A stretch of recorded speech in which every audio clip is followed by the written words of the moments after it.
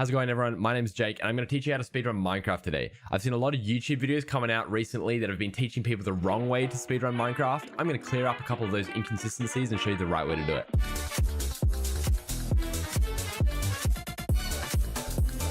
In this video, I'm actually also going to be using the footage of the current world record speedrun by Caraway, so shout out to him as well. So the first step in Minecraft speedrunning is spawning in a village. You're going to want to spawn in a village, whether that be a plains biome village, a desert village, or a savanna village. These are the best biomes to spawn in as they have the best resources for your speedrun. As you can tell by the world record speedrun, he manages to spawn in a village in the plains biome. Now that you've got a good spawn, there are a list of things that you want to do in this village. 1 is collect 7 to 8 beds so you can one cycle the dragon, which we can get into later. 2 is collect hay bales and any bread that you find in chests, because it actually saves time rather than killing sheep and cooking food that way.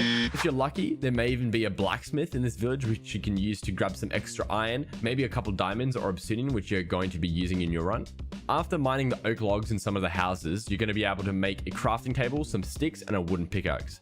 Use this wooden pickaxe and then mine the cobblestone around the houses to make yourself some stone tools. I'd recommend making a stone axe, a stone pickaxe, a stone hoe, and a stone shovel. The stone hoe was actually to help mine the hay bales throughout the village, and it saves you a little bit of time overall. You're also going to want to kill the iron golem. If you get 3 iron, it's not going to be enough for both a bucket and a flint and steel, which is why you're going to be needing 4 or more. If you're lucky enough to get 5 iron, you're going to want to use the last bit of iron to make yourself a shield, which will help protect yourself in the nether. To help kill the iron golem, build yourself a pillar of 3 blocks high and stand on top of it. The iron golem won't be able to hit you on top, and it will be an easy kill. So you finished looting the village, you should have approximately 4 stone tools, a stack of bread, as well as a bucket, and 1 iron left over.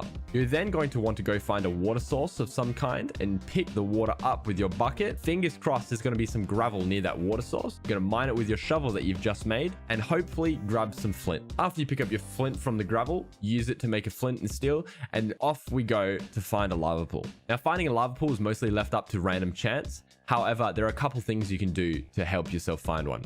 First, go into third person mode and have a look from a top-down bird's eye perspective.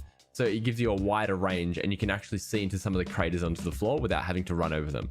This will just speed up some of your time and you won't have to walk as much. Also, keep an eye out for any fires starting nearby, as that will indicate that there will be a lava pool close by. Another thing you can do is head to a desert biome. Desert biomes actually have a higher chance of spawning lava pools, so you're more likely to find one. So you're walking around in your desert biome and you've managed to find yourself a lava pool. Next step is building a nether portal. Now, you may think that you need obsidian to make a nether portal. However, you just need a lava pool and 1 bucket of water. Now, to make the nether portal, just copy exactly what Caraway does. If it's still too hard or too fast to understand, I'll be making a nether portal tutorial in the near future, so make sure to subscribe and stay tuned for that one. Now that we're in the nether, press F3 to bring up your coordinates and copy down the XYZ coordinates in the top left of your screen. These will show you how to get back to your portal if you need to. Now, the first step after entering the nether is mining as much gold as possible. This is because we're going to use the gold to trade with the piglins and hopefully get 3 different types of items. 1, a fire resistance potion, which we can use against the blazes. 2, some ender pearls. And 3 is obsidian, so we don't have to make our way back to the portal that we just came from and instead make our own, which will save us a lot of time. Now, there are 2 different ways to get gold in the nether. 1 is through the nether gold ore, which spawns throughout the nether. And 2 is by mining the gold blocks, which spawn in bastions. These can be very helpful. However, the bastions are quite complex and dangerous. So if you would like me to explain how to speedrun those in another video, make sure to subscribe. Now that we've got about 40 to 60 gold ingots, we can trade with the piglins. Trading with the piglins can be a little bit dangerous, so I'd recommend using 4 gold ingots to make some gold boots, which will protect you from the piglins and they won't attack you. Just don't mine gold in front of them and you'll be alright. The best place to find piglins and trade faster is in the bastion that you've just visited or in a crimson forest. Now, a quick tip to trading with the piglins is by luring them inside a 1x2 hole and chucking the gold ingots into the hole. This helps by keeping them all in the same place and they do not wander off with your gold and your items. It makes it nice and simple. Now, remember, we are after 3 things with these trades: 12 plus ender pearls, 10 obsidian, and a couple of fire resistance potions. Now that we've got these things, I'm going to give you a quick tip on navigating the nether.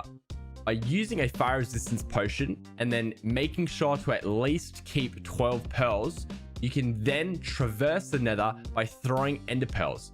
It doesn't matter if you land in the lava because you have already used a fire resistance potion. You can travel great distances this way.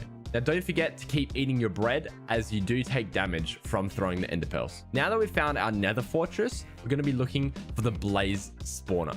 You can have one of two options with a blaze spawner, a closed spawner or an open spawner.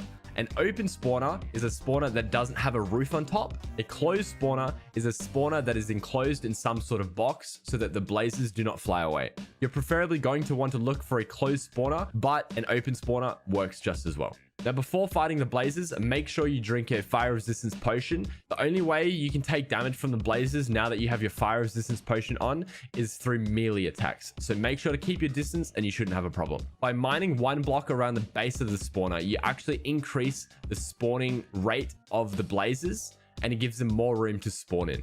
It's just a quick tip to better your time. While you're waiting for the blazes to spawn, you can do a couple of things. If you're at an open spawner, start trying to make a roof with any extra blocks that you may have in your inventory. Also, use the 10 obsidian that you had to make yourself a nether portal. Now, you're going to want to keep killing blazes until you get about 7 to 8 blaze rods, and then jump in your nether portal and head back home as fast as possible. Now, we've just exited the nether. Now, you're going to want to use those blaze rods and make some blaze powder, and then combine them with your ender pearls left over and make as many eyes of ender as possible. If you have extra, keeping a couple ender pearls will actually help you traverse the overworld as well, so that can always help increase your time. Having about 14 eyes of ender is usually enough to get you to the end portal room and into the end. Taking that into consideration, start chucking your eyes of ender to locate the end portal. Now, usually on average, the end portal is going to be about 1,000 blocks away, so make sure you have enough food to cross that distance. Now, a quick tip when digging down to find the stronghold is actually to look at your chunks numbers. You're going to want to make sure that your first chunk and your last chunk are both on 4. You can change these numbers by looking at the ground and moving around. They should go up and down depending on how you move. This should put you directly into the stronghold entrance. A lot of people just dig randomly as soon as their eye of ender goes down. However, this can leave you often being just out of the stronghold range and you're at the bottom of a pit with nowhere to go. If you have more potions of fire resistance, I would recommend using them as you're digging down because you don't want to be falling into lava and ruining your speedrun at the very end of the run.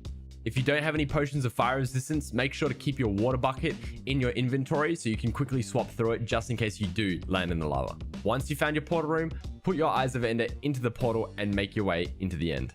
Now, remember how I told you to pick up 7 to 9 beds in the village at the very beginning of this tutorial? This is where these beds come into play. We're going to be doing something called one cycling the dragon, which doesn't involve breaking the crystals at all, but instead involve blowing up the beds to kill the dragon. First thing we need to do though is make the dragon perch on its pedestal. Best way to do that is hang around on the outskirts next to the pillars, which will increase the likelihood of the dragon perching. Also, then having an ender pearl in your inventory so you can teleport to the pedestal as soon as it goes into perch. This will save you a lot of time and hopefully make the dragon perch faster.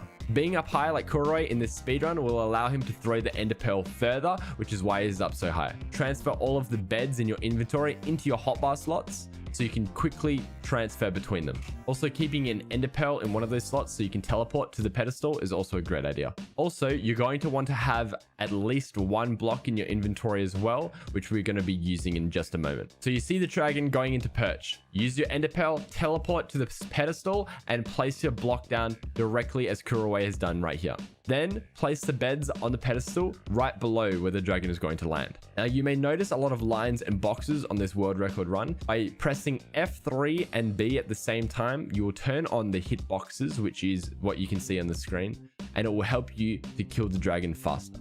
As you can see, one cycling the dragon is a lot faster than breaking all of the crystals, so I'd recommend learning how to one cycle the dragon for your future speedruns.